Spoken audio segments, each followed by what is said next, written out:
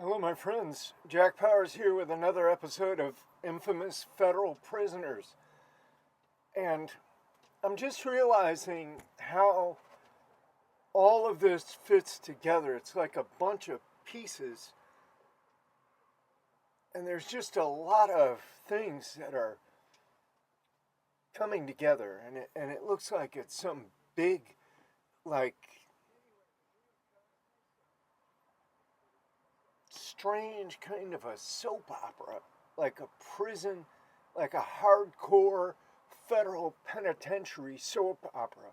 It's it's just incredible. But we're gonna have to break this one up into three sections because there's just too much material. But this is about Alan Big Al Benton. Alan Big Al Benton. And this is really just, it's a hell of a story. And it's all true. Here's the thing, it's all true, all of it.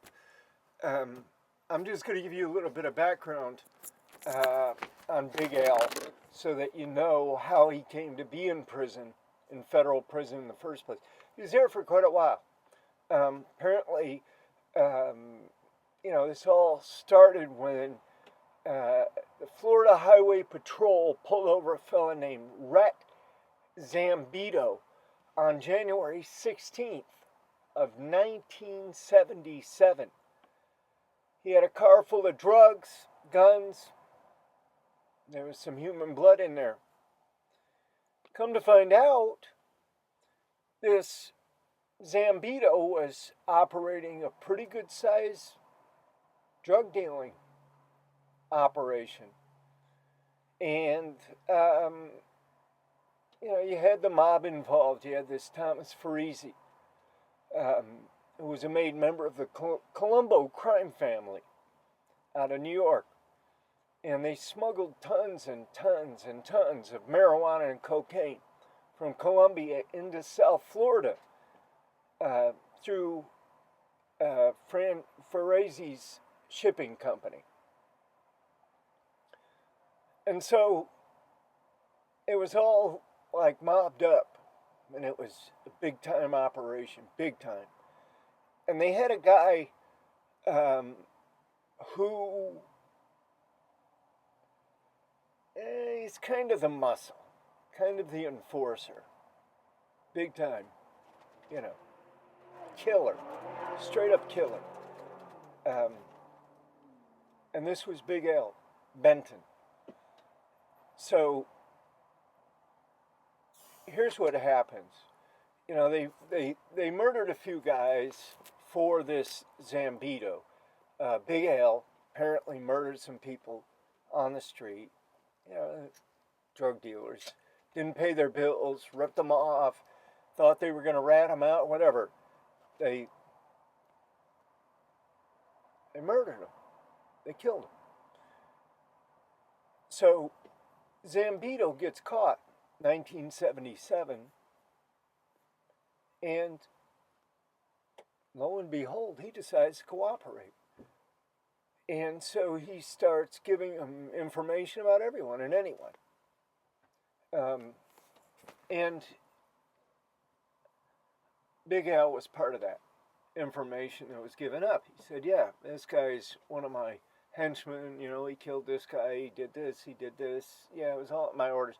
But see, this is the way that the feds work in order to kind of get down into the root of these organized criminal enterprises. They'll go to the top guy. I mean, they'll get him where, he's caught with dirty hands. And then they get him to flip. And those guys, that are at the top, they're not at the top because they're stupid. They're at the top because they know how to manipulate. They know how to shuck and jive. They know the old Hoboken hustle. And they know also when the gig is up, so to speak. They know when they're had. And, they've got that ticket. They've always got that insurance because they can always roll on everybody underneath them and give the feds all kinds of convictions and all kinds of criminal prosecutions and brownie points and everything else. I mean, they can wipe out the whole enterprise that way. And it makes, I mean, honestly, you can't fault it as a technique, but yeah, I've known a lot of the guys, bunch of guys, that did that very thing. They were the leaders, the organizers, the principals, and they flipped and they just gave everybody else up in order to get their own freedom or get a sentence reduction or go into the program. So, yeah, this is what Zambito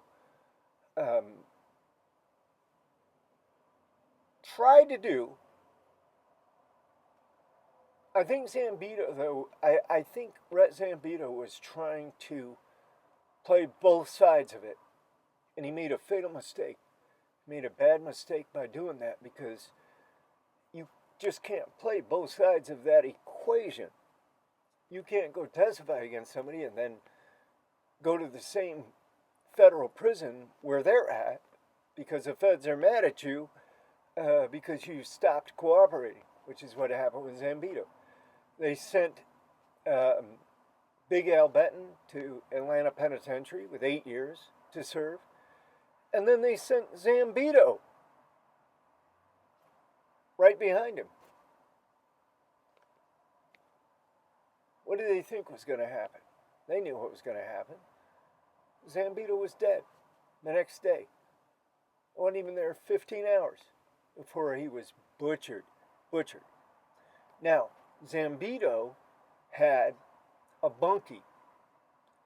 And his bunkie was a motorcycle gang member from New Jersey. His name was Marion Mad Dog Pruitt. So Zambito and Pruitt are celled up together in Atlanta Penitentiary. I don't know where Big Al was. He was probably likely in a different unit, but that doesn't mean anything in Atlanta, or didn't back then, because Atlanta was wide open and had been for a long time.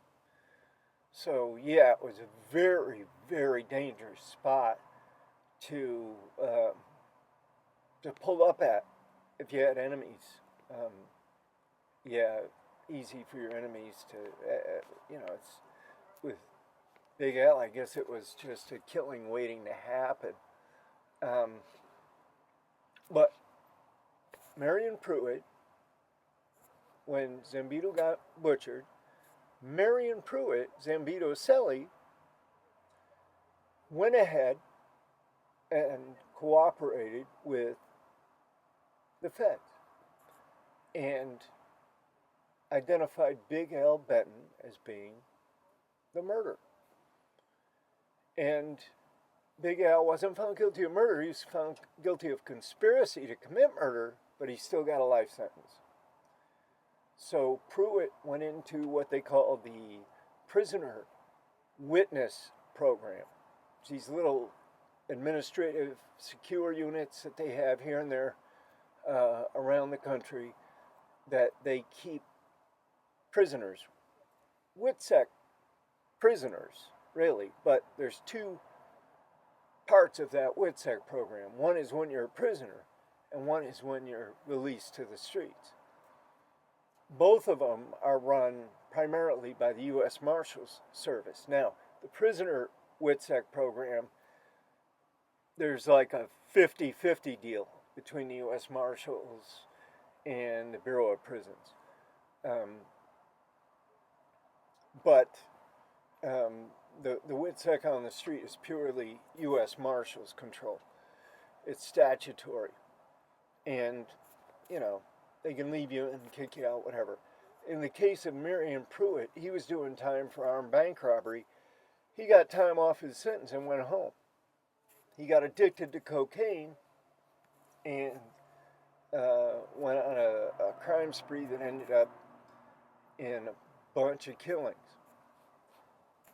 So you can see how that story complicates the story of Big Al Benton. Big Al now has a life sentence for killing Zambito in USP Atlanta. And um, I'm sure that he's in segregation. I'm sure that he's locked down. Um, I think that this might have been the time that he was sent to Marion, and probably, likely, was under Bureau policy. Um, he might have even went to the control unit at Marion. But that's where, Marion is where Big Al Benton would have come into contact with uh, some of the principal Aryan Brotherhood members. Now, I know that George Harp was then a member in good standing. This is about 1980, 81, maybe. George Harp is a member in good standing, the first federal prisoner, first AB to become a federal prisoner. And then you had Stanley Pearson, who was kind of a, he was AB, but he was sort of, he's a little bit of an associate type AB. I mean, if that's even possible. He wasn't accepted by everybody, but certain people did. And I guess the others did, but reluctantly, is what I mean. He wasn't a mad dog killer like Puppet or some of the others, including Big Al Benton. So yeah, this was part of this overall drama, right? Because now Big Al had been exposed to Zambito flipping. He'd been exposed to Marion Mad Dog Pruitt flipping.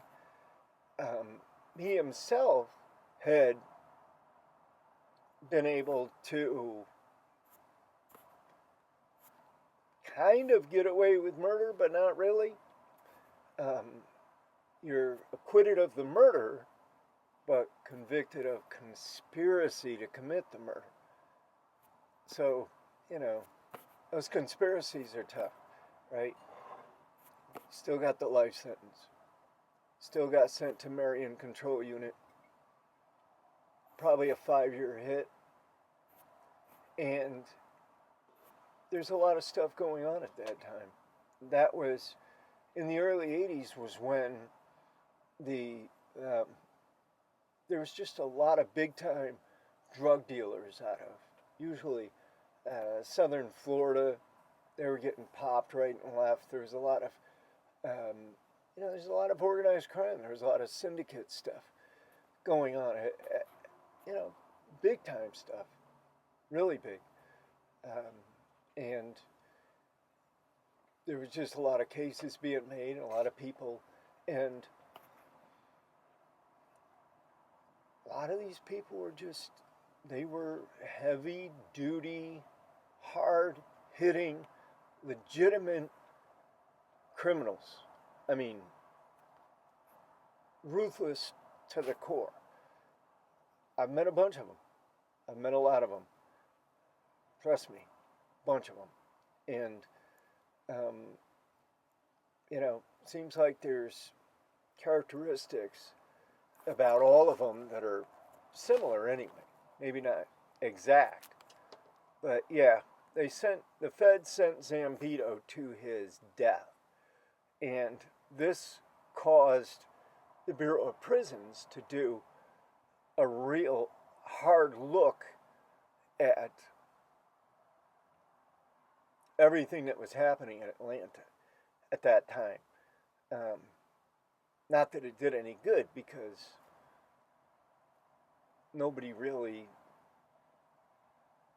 changed anything. I mean, they do these so-called investigations and they don't come to anything. I mean, they themselves will conclude, yeah, it's this, and this. But look, if I'm charged with investigating myself on something, yeah, I mean, I might know the truth myself in some distant way, but am I going to actually admit it and try to do something to correct myself?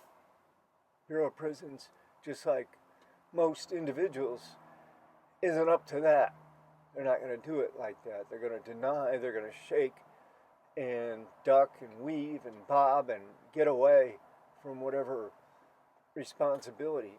And what easier way than to just simply kind of ignore it? So this guy, Pruitt, went on a spree. He's the one that testified against Big Al. There were other people, there were other syndicate hits that were happening in Atlanta. And let me tell you this, the AB organization was a conduit for syndicate hits. This is nothing new. That's the AB's stock in trade, is to carry out syndicate hits within the federal penitentiary system. That's what the Aryan Brotherhood was all about, really. I mean, heroin smuggling and usage, extortion, but murder for hire is their forte, at least within those prison walls. Syndicate type hits. So Big Al fit right in. Big Al fit right in. And Barry Mills went ahead and scoped him out. And, this was at a time when the ABs were in a little bit of a flux, if you will. But they scoped him out, and they asked him to go ahead and become one of them. And that's what he did. That's what he did. They think that the Aryan Brotherhood was formed at USP Atlanta somewhere around 77 to 78, 79, somewhere in there. Late 70s, maybe as much as 1980, it could have been. But Big Al rose to the top very quickly. He was one of the founders, one of the originators, and one of the just dyed-in-the-wool killers. So, look, we're going to do this in 3 episodes. There's going to be at least 2 more. And I want you to buy my books, American Justice, Correcting Its Flaws, and ADX Supermax, The Alcatraz of the Rockies. I've also got Lock and Key and Pacing the Cage. They're all on Amazon.com. If you can purchase one or more, I'd really appreciate it, because this is what's helping me to get a hold of my life after re-entry and make ends meet, and also to do some of the things that I want to do with criminal justice reform and in the telling of these stories that need to be told. So I appreciate you. Thank you for watching. Come back for part 2. Big Al Benton.